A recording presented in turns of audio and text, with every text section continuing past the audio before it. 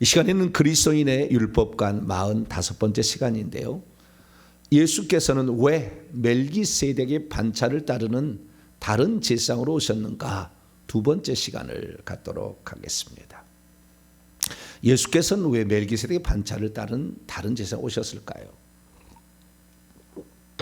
우리는 이 문제를 두 가지 관점에서 살펴볼 수가 있습니다.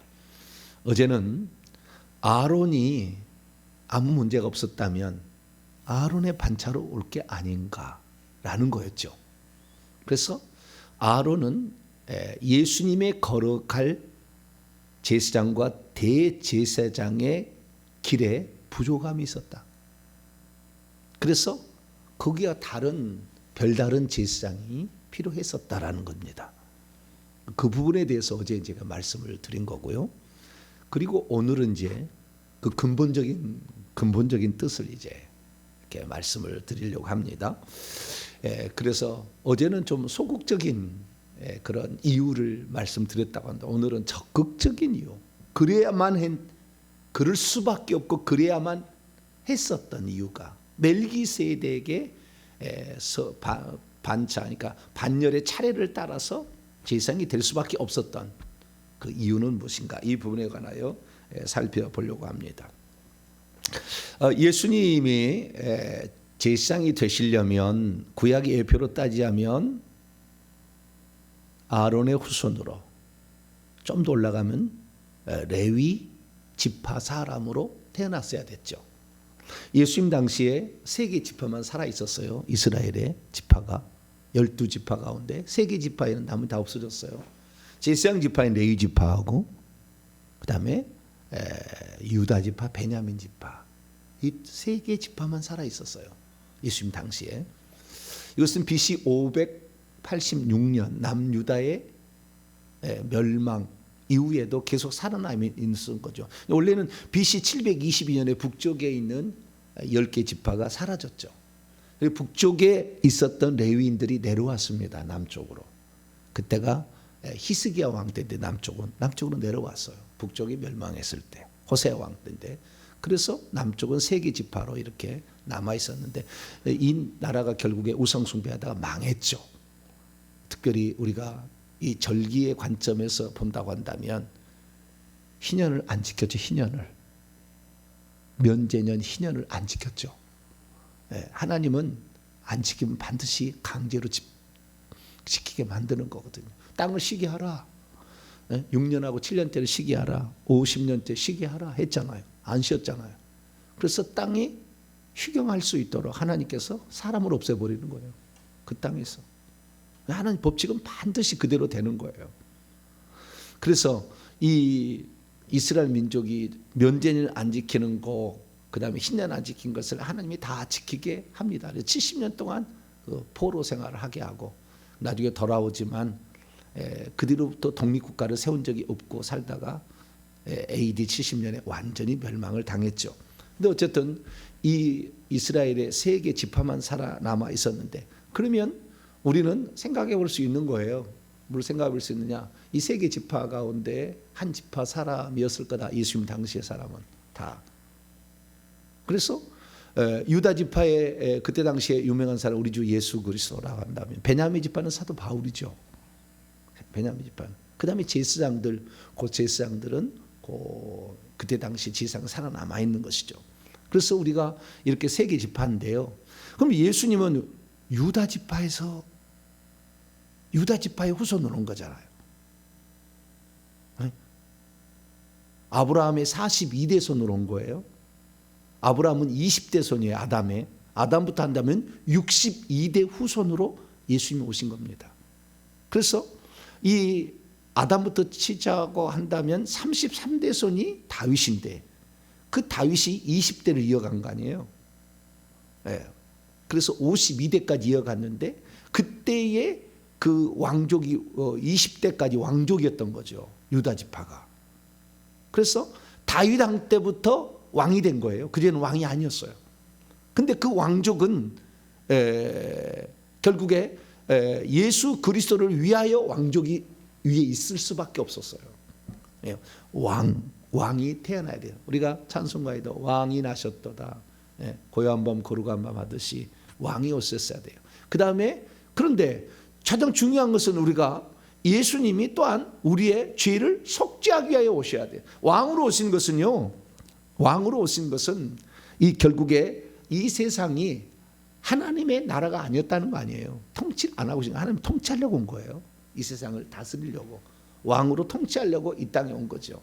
그래서 이 땅은 왕이 아니었기 때문에 왕이 통치하려고 오신 것뿐만 아니라 이 땅의 사람들은 이미 죄악 가운데 빠져 있어서 그 죄를 해결해 주러 또 오신 거예요. 해결해 주러. 그 죄를 해결해 주려면 결국에 속죄 제사를 드려서 인류의 죄를 없애줘야 되는 거죠. 그래서 인류의 죄를 없애는 이러한 사역을 누가 하느냐? 제사장이 하는 거죠. 대제사장이 특히 속죄 제사 하는 거죠. 그래서 이 제사를 우리가 공부를 하게 되는데, 이 우리가 예수님을 요한복음 1장 29절에 세상 죄를 지고 가는 하나님의 어린 양이라 이렇게 표현할 때, 세상 죄를 지고 가는, 없이 하는 하나님의 어린 양은 예수님이 제물로서의 성격을 말해주는 거잖아요. 제사장으로 말해준 거 아니고 제물이다. 세상 죄를 없이 하는. 예수님은 이 제사를 때 세 가지 근본적인 요소가 있었는데, 제물도 있어야 되고, 그 제물을 잡는 장소도 있어야 되고, 제물을 잡아주는 사람도 있어야 되잖아요. 이 세 가지가 있어야 되는 거죠. 제물이신 흠없는 제물과, 그 다음에 성막이나 성전이 있어야 되고, 그리고 그 다음에 제사장이나 대제사장이 있어야 되는 거죠. 이 세 가지를 예수님이 다 이루려고 하시는데, 예수님이 제물로서는 합당하죠. 인간 제물로서 죄 없는 제물로 합당하신 분이요, 죄를 지지도 않고 알지도 아니하는 분이라고 고린도후서 5장 21절 막 이렇게 얘기하잖아요. 그래서 우리는 예수님 죄가 안 지었다, 예수님 죄가 지었다면 절대 못 살아나요. 부활은 예수님이 죄를 하나도 안 지었기 때문에 살아나는 거라고. 그래서 예수님이 죄 없는 분이라는 것을 우리는 확인할 수가 있죠. 만세전에. 그래서 베드로 사도는 흠없는 보배로운 피, 만세전에 예정한 거다. 베드로전서 1장에 그런 얘기를 하잖아요. 그래서 우리가 예수님은 흠없는 양이었다, 제물이었다, 그건 알 수 있어요. 뿐만 아니라 그분은 성막이었다라는 걸 통해서 요한복음 1장 24일 통해서 확인을 했었죠. 대제사장의 문제는 이제 심각한 거예요. 히브리서 기자가 볼 때 바울이라고 추정됩니다만은, 왜? 아론 지파가 아니었잖아요. 예수님은 유다 지파였잖아요. 그래서 유다 지파였을 때에, 그렇다고 한다면 이게 아론의 아론을 잊지 않는 것이 아닌가라는 그런 생각을 하는 거죠. 그러면 이 아론을 만약에 이어간다고 한다면 예수님은 제사장으로 합당치 않은 자가 되는 거예요. 그래서 히브리서 기자가 이 연구를 많이 한 것 같아요. 분명히 예수님은 제사장은 제사장인데, 그러면 어느 계열의 제사장이냐? 아론 계열의 제사장이다 그런다면 예수님이 아론 지파가 아니니까 제사장이 합당치 않다라고도 말할 수 있다는 거예요. 이 히브리서 기자의 관점은. 그래서 그러면 예수님이 그러면 합당치 않은 제사장이냐? 거꾸로 어제 봤더니 아론 지파의 사람들은 다 흠이 있어서 제사를 지낼 때 자기를 위한 속죄제를 먼저 드리고, 연약하고 흠이 있어서 자기를 속죄를, 그 다음에 백성을 위한 제사를 드리지 않느냐. 그 다음에 제사장 직분도 계속 갈리지 않느냐. 왜? 계속 하는 게 아니라, 계속 살아있는 게 아니라 죽었기 때문에 아론이 엘리야서 비누아서 계속 이게 제사장 직분도 바뀌었지 않았냐. 그럼 제사장 직분이 바뀌면 예수님 또 다음에 또 필요하냐. 대한민국에 내가 재림했으니까 나를 따르라. 안상홍이가 나를 따르라. 그러면 그게 가야 되느냐 이거죠. 그래서 예수님이 완벽한 제사장이고 완전한 제물이고 단번에 제사로 끝냈기 때문에 그분이 맞다. 그렇기 때문에 아론도 귀한 거고, 하나님이 선택해서 불러서 세워서 귀한 거지만 아론은 온전한 제사장의 예표가 아니었다라는 것이 히브리서의 결론이에요. 그래서 히브리서 7장을 통하여 그 얘기를 해주는데, 히브리서 7장 11절부터 28절까지는 이 아론이 온전한 제사장의 예표가 아니었다, 이걸 얘기해 주는 거고, 그 앞부분은 그럼 뭐였느냐? 멜기세덱의 반찰, 멜기세덱의 제사장 계열이었다라는 거예요. 예수님은. 그러면 멜기세덱이 아론 계열보다 얼마나 뛰어나느냐? 그리고 그리고 멜기세덱의 제사장일 수밖에 없는 이유는 무엇이냐? 이것을 히브리서 기자가 얘기를 해놓은 거예요. 그래서 우리가 그래서 예수님은 멜기세덱의 계율을 따른 제사장이었구나 라는 거예요. 자, 그럼 이걸 알려면은 뭘 알아야 되냐면 제사장이 뭐 하는 존재인지를 우선 알아야 돼요. 그러면 제사장이라고 성경에 참 등장하는 사람이 누구며 그 제사장이란 것도 하나님의 제사장이어야 되죠. 하나님이 쓰시는. 그러니까 하나님이 쓰시는 제사장의 원조가 뭔지를 알아야죠. 원조가. 아론은 원조가 아니에요. 아론은 원조가 아니에요. 아론은 나중에 나온 거예요. 얘기합니다마는 이 얼마나 나오냐? 원조보다 약 670년 이상 뒤에 나왔어요. 먼저 있었어. 먼저 있는 존재가 있었어. 근데 그 존재를 하나님께서 최초로 제사장이라고 명명을 해줬어요. 그리고 하나님의 제사장이라고 아예 얘기를 해줬어요. 그 사람인데 그 사람이 멜기세덱이었다는 거예요. 그래서 우리는 이 제사장, 이 아론 계열이 아닌, 아론은 제사장 계열이었다고 한다면은 이 유다 지파는 왕의 계열인데 유다 지파보다 한참 오래 있는 제사장이 있었는데 이 제사장은 이것 때문에 멜기세덱을 말하는 거예요. 멜기세덱은 왕도 되고 제사장도 됐다 이거예요. 이것 때문에 그런 거예요. 아론은 왕이 안 돼. 왕이 될 수 없어. 근데 왕이여야 됩니다. 예수님은. 그래서 예수님을 마태복음을 쓰게 된 것은 예수님이 왕으로 오셨다는 거 아니에요. 왕이신 예수 그리스도, 이게 마태가 아니에요. 마태복음을 주제잖아요. 그래서 다윗 왕이 후손으로 오셨다. 뭐 마태 2장 1절은 유대인의 왕으로 태어나시는 것이냐. 계속 왕 얘기를 계속 합니다. 그래서 우리가 이 왕이신 예수 그리스도인데 예수님은 왕이시면서 제사장이시다.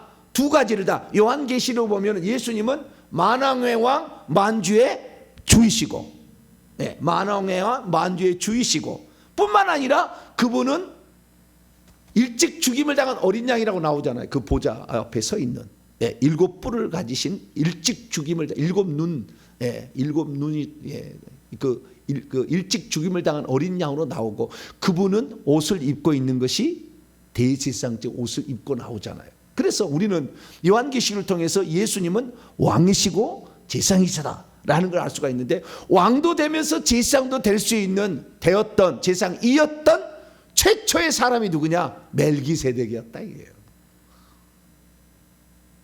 그래서 우리는 멜기세덱에 주목해 보지 않을 수가 없다라는 겁니다. 자, 그러면 멜기세덱은 어떤 존재였을까요? 자, 창세기로 넘어갑니다. 14장에 나옵니다. 아브라함을 복준 자예요. 복을 빌어준 자, 아브라함을. 그러니까 복빔을 받는 자는 복 주는 자보다 낫죠. 패 일어나고. 그래서 아브라함보다 높다라는 겁니다. 훨씬. 자, 창세기 14장. 창세기 14장 18절부터 20절까지인데요. 17절부터 한번 읽고 말씀을 제가 드리겠습니다. 시작. 아브라함이 그돌라오멜과 그와 함께한 왕들을 쳐부수고 돌아올 때에 소돔왕이 샤의 골짜기 곧 왕의 골짜기로 나와 그를 영접하였고, 샬레왕 멜기세덱이 떡과 포도주를 가지고 나왔으니 그는 지극히 높으신 하나님의 제사장이었더라. 그가 아브라함을 축복하여 이르되 천지의 주제이시요 지극히 높으신 하나님이여 아브라함에게 복을 주옵소서. 너희 대적을 내 손에 붙이신 지극히 높으신 하나님을 찬송하리로다 하며 아브라함이 그 얻은 것에서 10분의 1을 멜기세덱에게 주었더라. 이 사건이 무슨 사건이냐면 아브라함의 목자하고 아브라함이 나올 때 조카 롯까지 같이 데리고 나왔어. 이것은 혹시 아들 몰라면 양자 삼으려고 그런 거예요. 그런데 안 돼. 왜? 큰 형이 있어. 큰 형이 하란이요. 하란. 근데 큰 형이 있었는데 이 큰 형이 아브라함의 큰 형이 하란이 맞죠?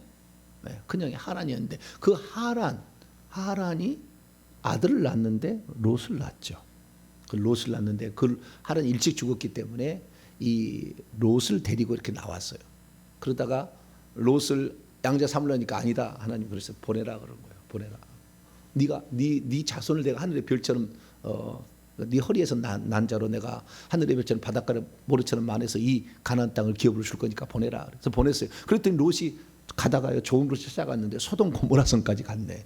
그래서 거기에서 결국에 돈 주고 재판관이 됐는지 아직 부자가 돼서 땅 투기를 했는지 거기에서 괜찮은 삶을 살았어요.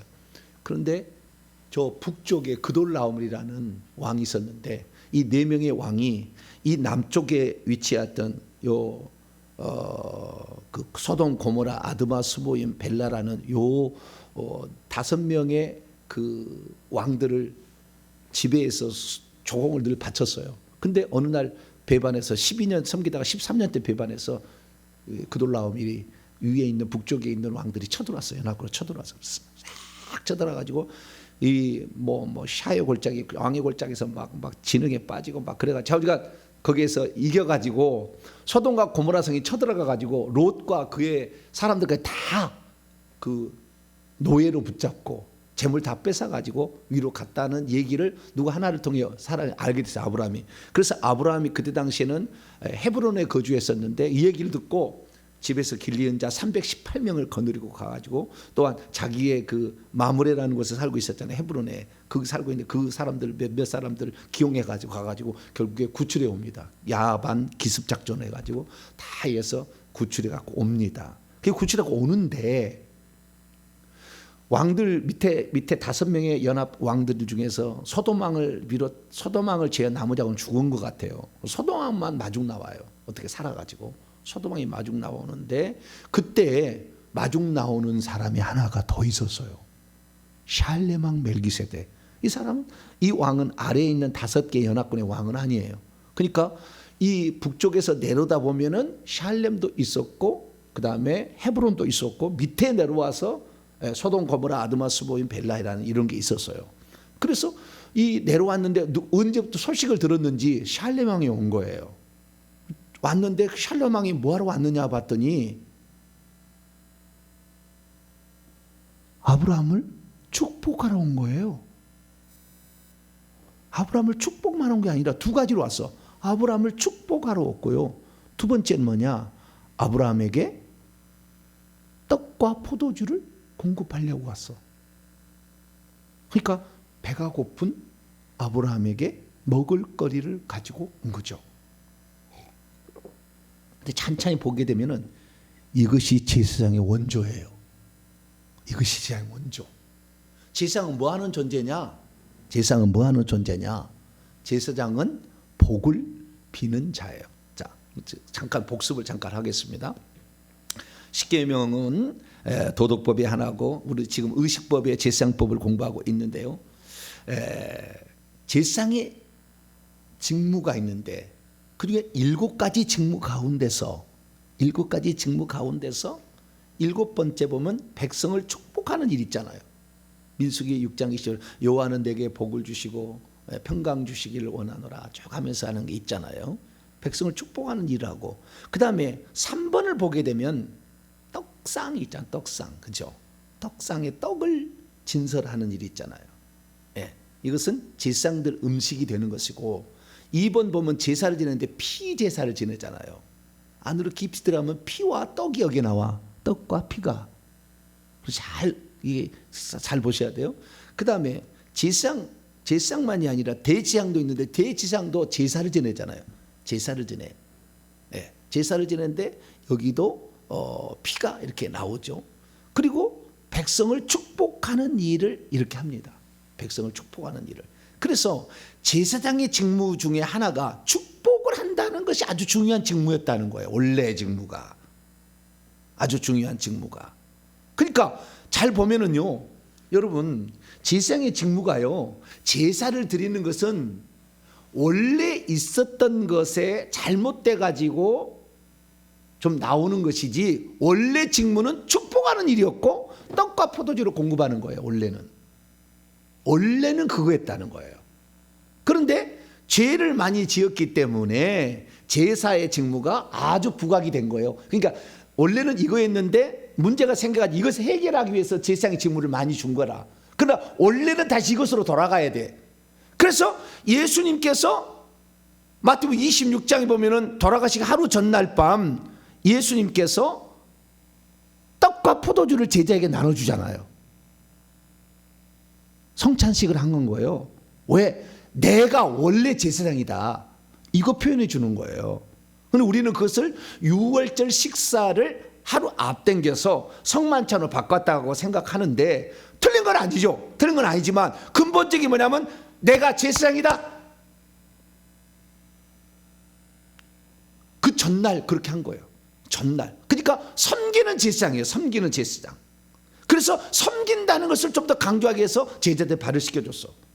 그리고 그 다음에 떡과 포도주를 주고 그 다음에 기도를 한 거예요. 축복을 하기 위해서 요한복음 17장에 성만찬 후에 기도가 나와. 그 제자들과 온 인류를 제자를 통해서 믿는 자들을 향한 축복 기도가 나온다 그 말이에요. 거기에. 그래서 예수 그리스도께서 원래의 제사장이었던 멜기세덱의 반차를 따르는 그 일을 하고 있는 거예요. 우리는 이걸 잘 생각을 못했지만 히브리서 기자는 대단히 이것을 많이 연구를 한 거예요. 제가 그래서 논문이라 하잖아요. 논문. 예, 대제사장에 관한 논문을 썼다. 그때 당시에. 예, 아주 논문 박사를 줘야 돼. 아무도 이런 연구를 안 했을 텐데 저처럼 약간 논문적인 기질이 있나 봐. 할렐루야. 예. 이 논문을 써놨다니까 이렇게. 그래가지고 원래 제사장은 떡과 포도주를 공급하는 자고 그 다음에 복을 비는 자다. 이것을 말해준다는 거예요. 그래서 제사장의 직문을 이렇게 수행하는데, 예, 그런데 어떤 자만 그래 할 수가 있느냐? 왕이 할 수 있다는 거예요. 왕이 한다는 거예요. 그것은 왕이. 아론은 왕이 아니잖아요. 그래서 안 되는 거예요. 반드시 왕이 떡과 포도주를 공급해야 되고 왕이 와서 축복을 해야 되는 거예요. 떡과 포도주를 조금 더 들어가면 예수님께서 떡은 너희의 생명을 위한 내 살이라고 그랬고 피는, 예, 포도주는 너희의 속죄를 위한 언약의 피라고 그랬잖아요. 그게 거기에 제사가 다 들어가 있는 거예요. 사실은 제사장이 보면은 떡을 진설을 하고 그 다음에 피를 잡잖아요.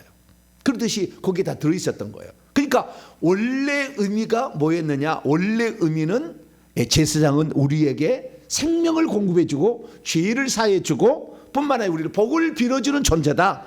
이것을 알려줬던 최초의 사람이 누구였느냐? 멜기세덱이었지. 그럼 멜기세덱은 언제 사람이냐? 자 봐봐요. 아브라함에게 지금 나타나서 아브라함을 복준 자라잖아요. 그렇죠? 복을 빌어준 자잖아요. 그러니까 아브라함보다 높은 자지 복을 빌어주려면. 그 다음에 아브라함보다 더 높이 있어야 되잖아요. 제사장도 돼야 되고 왕도 돼야 되는 거예요. 그 위에 어떤 있는 거예요. 그래서 아브라함에게 나타나서 복을 빈 자니까 아브라함도 자기에게 떡과 포도주를 주고 복을 빌어서 감사해서 뭘 줬어요? 11조를 바쳤지. 11조를 바쳤는데 그 11조는 아브라함이 바쳤지만 아브라함의 아들 이삭, 야곱, 레위, 아브라함의 증손자 레위는 아브라함의 허리에 있었죠. 그때 당시에. 그러니까 레위도 아브라함과 더불어서 11조를 바친 거예요. 그러면은 아브라함보다 훨씬 높은 자가 멜기세덱인데 레위보다는 얼마나 더 높겠느냐 하는 거예요. 그런데 레위는 찬찬 보세요.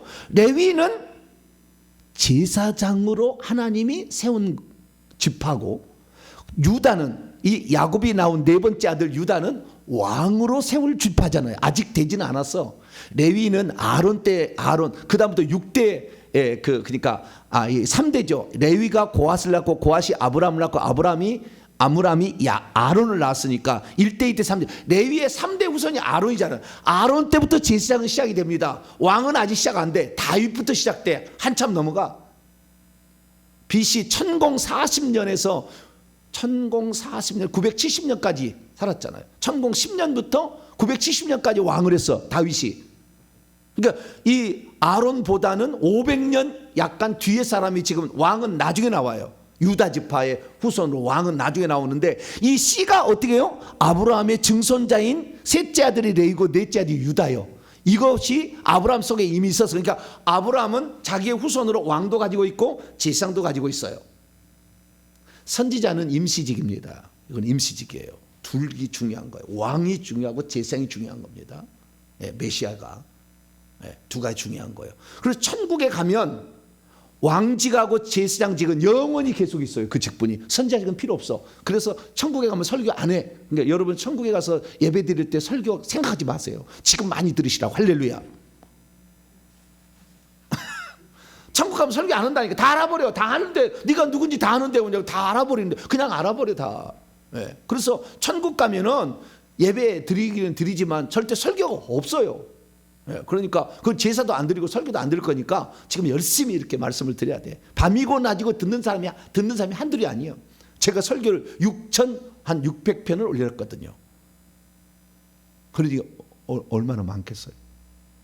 그런 대한민국 사람이 있을까 모르겠어요. 좌우지간. 저는 2011년부터 유튜브를 하기 시작해가지고 했기 때문에 오래됐어요. 올려놓고 있는데 이거 보니까요. 그랬어요.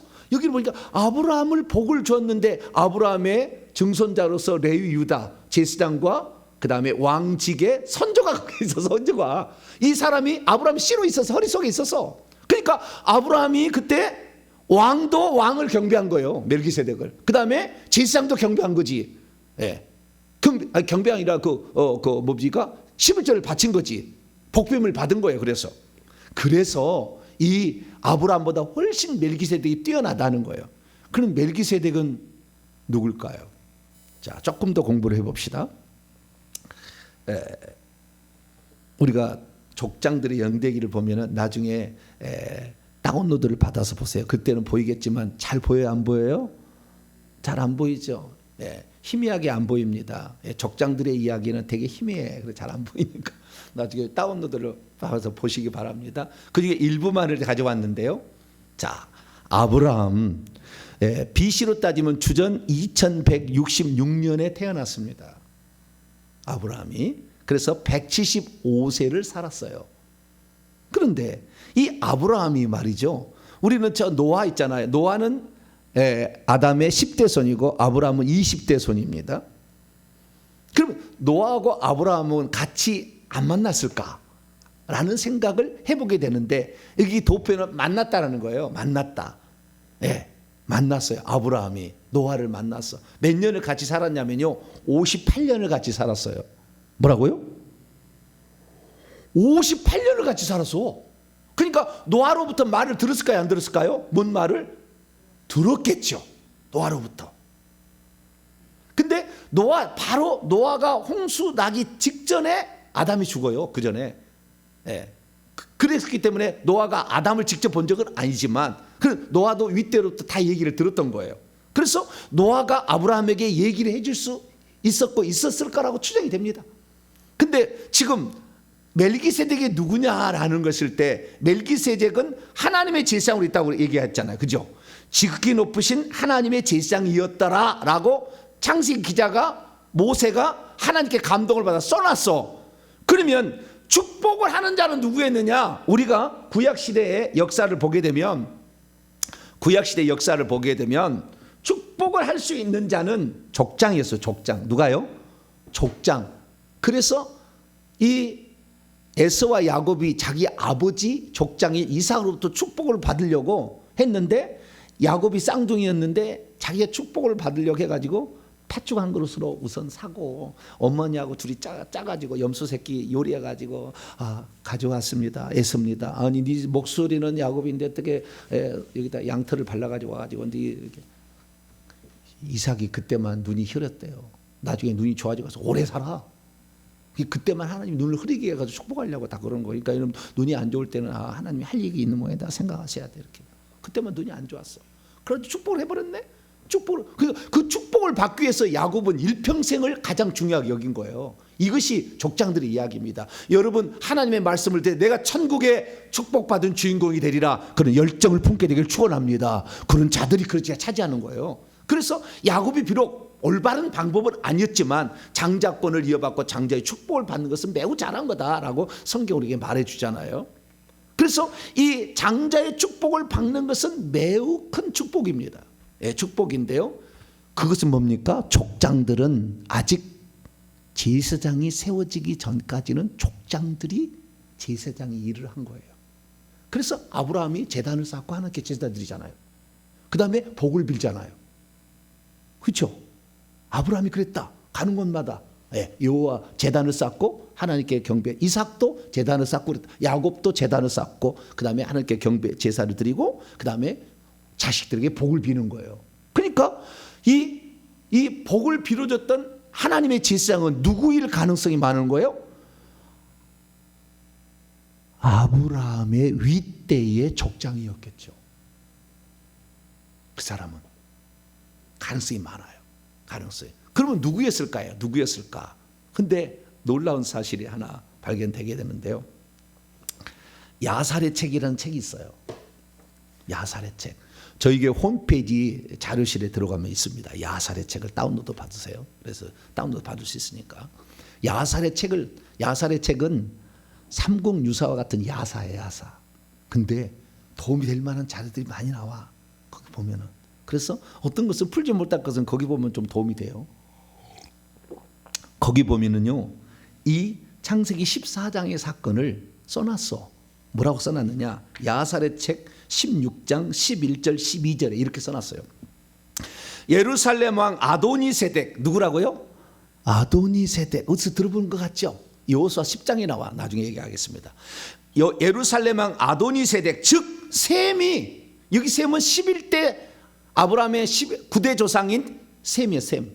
이 셈이라고 나와. 아도니세덱, 즉 셈이 그의 사람들과 함께 아브라함과 그의 백성들을 만나러 떡과 포도주를 가지고 나왔고, 그들이 멜렉 골짜기, 멜렉은 왕이라는 뜻입니다. 왕의 골짜기, 샤웨 골짜기에서 함께 머물렀다. 아도니세덱이 아브라함을 축복했고 아브라함이 그의 적군들로부터 얻은 모든 전리품의 10분의 1을 그에게 주었으니 이는 아도니세덱이 하나님 앞에 제사장이었다라고 이렇게 나와요.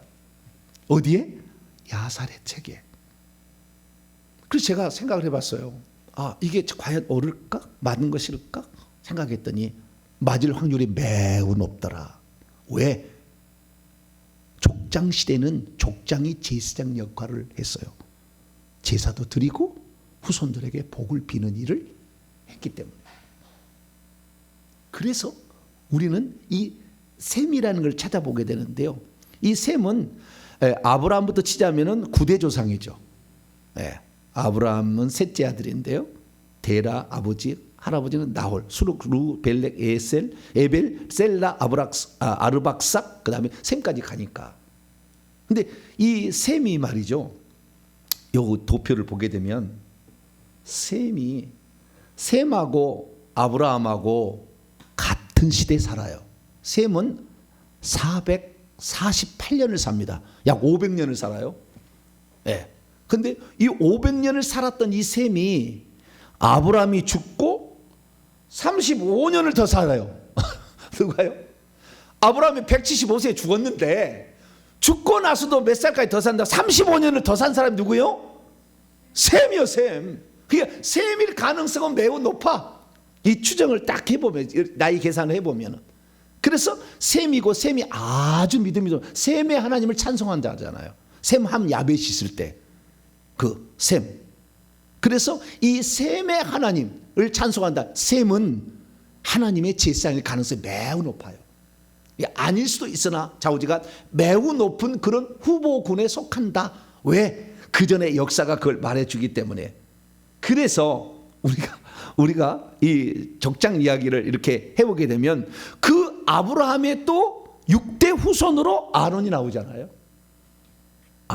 아브라함의 6대 후손으로 나와. 그렇기 때문에 우리는 이 아론보다도 아브라함이 높고 아브라함보다도 셈이 높으니까 하나님의 제사장으로서 가장 높은 지위에 있었다라는 것을 추적해 볼 수는 있습니다. 그러나 이것은 우리의 생각이고 어쨌든 역사적으로 제가 추정을 해본 거고, 그러나 확실한 건 뭐냐? 오늘 히브리서 기자가 말한 것을 우리는 성경의 말씀으로 들어야 되는 거예요. 자, 그럼 히브리서 7장으로 넘어가서 결론을 이제 맺어집니다. 히브리서 7장. 멜기세덱은 누구였느냐? 샬렘 왕이요 지극히 높으신 하나님의 제사장이라 했다는 거. 이것은 창세기 14장에 나와 있는 그 기록을 그대로 말해주고 있는 겁니다. 그러면 멜기세덱이라는 말 자체가 뭐냐? 멜기세덱은 멜레크라는 왕과 체데크라는 의, 네. 디카요 슈네죠, 헬라어는. 이 의라는 말, 의롭다라는 그 의의 왕이라는 거예요. 멜기세덱이라는 말은 의의 왕이라는 뜻입니다. 그 멜기세덱이 어느 나라의 왕이었느냐? 샬렘이라는 나라의 왕이었다는 거죠. 샬렘. 이 샬렘은 뭐냐? 샬렘은 예루살렘의 고대 이름이에요. 예루살렘의 고대, 예루샬라임입니다. 원래 샬라임, 평강의 도시라는 뜻이에요. 예루살렘이라는 것, 샬라임인데 이 평강의 도시, 평강의 성이라는 뜻인데 이곳의 원조가 누구예요? 샬렘이었어. 그런데 나중에 예루살렘으로 바뀌어요. 그런데 이 멜기세덱이 샬렘 왕이고 지극히 높으신 하나님의 제사장이었다. 이 샬렘이라는 것은 평강이라는 뜻이지 않습니까? 그래서 해석을 하기를 2절에 아브라함이 모든 것에 10분의 1을 그 멜기세덱에 주었는데 그 이름을 해석하면 멜기세덱을 먼저는 의의 왕, 멜기세덱이 의의 왕이다.